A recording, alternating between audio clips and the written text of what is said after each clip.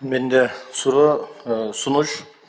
Мынау азыр жанагы подземный переходдорду кылабыз деп атасыздар, Айбек Жансаевич.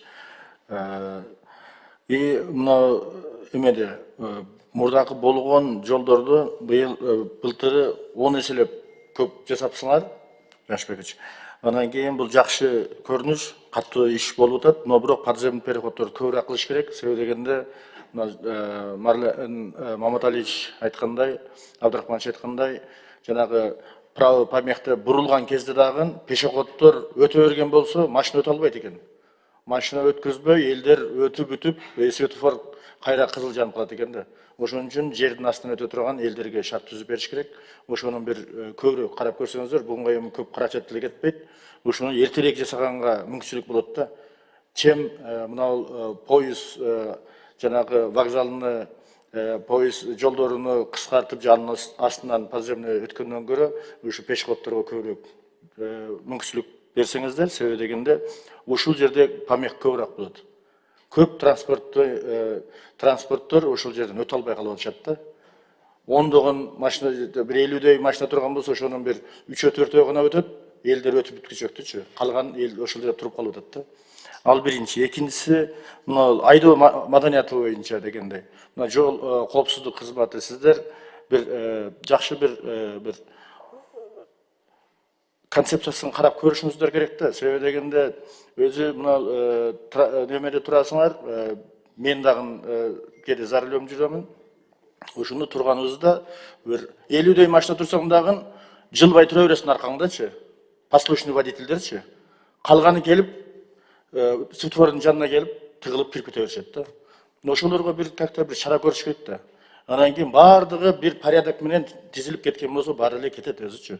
Келип эле бурчка тыгылып кирип кетишет, ошону бир карап көрүш керек, ошону бир мыйзам чегиндеби или бир токтомдун негизиндеби бир карап көрүш керек ошончу.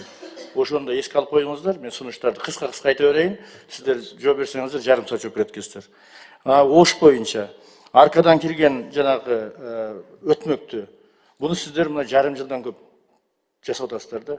Мына Бишкектен тажрыйба алсаңыздар болбойбу? Мына элдер жанагы каникулга чыкканда, жайкы мезгилдерде, ошол убактарда ошо бүтүрүп койсоңуздар болот эле. Көптөгөн чоң иштерди, алдар сиз кылып аткан иштерден 10 эселеген көп иштерди ошол 3 айлык каникулда эле бүтүрүп коюшту Бишкек шаарындачы.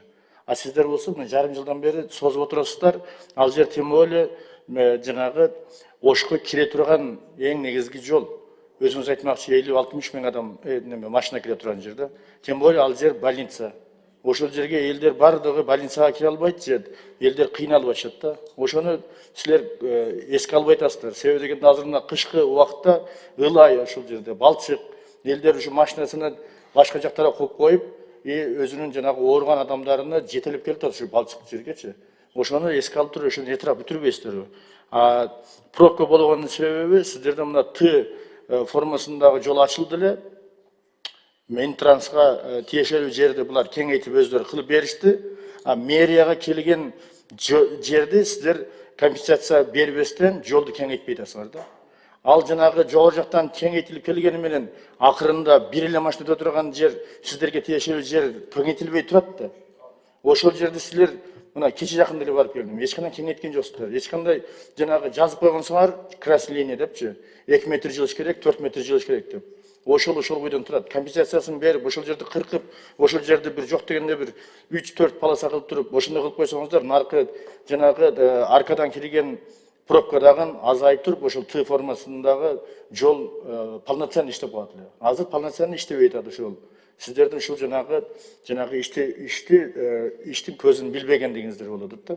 Ошон үчүн ал жактан өтмөк жанагы айланма жолду курутабыз, бул жактан 4 жол ачып койдук дегениңиздер менен жанагы Ошко атайын кирген жол менен атайын чыккан жолду, основной жолду ошол жерден баштагыла силерчи биринчи.